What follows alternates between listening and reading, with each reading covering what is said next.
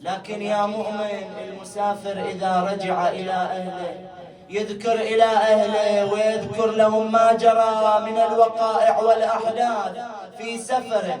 وزينب بعد عددت على الحسين وقالت لو ردت يا حسين أفصل لك مصايب هالسفار،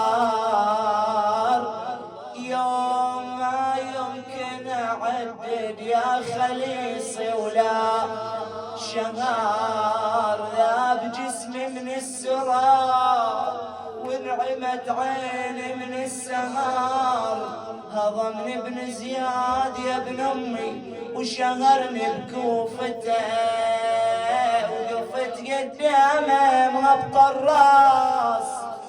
لكن يا شهيد ما شفت ذله يا بعد اهلي مثل مجلس، قامه يسومون سكنه عزيزتك سوم العبيد، وننربط كله بحبل وابنك انحزت رقبته.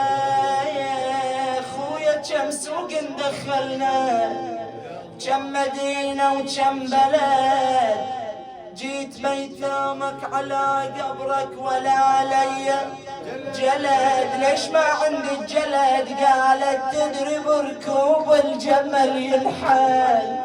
يا خويا للجسد وين ابو فاضل كفيلي، وصلوني الحفرة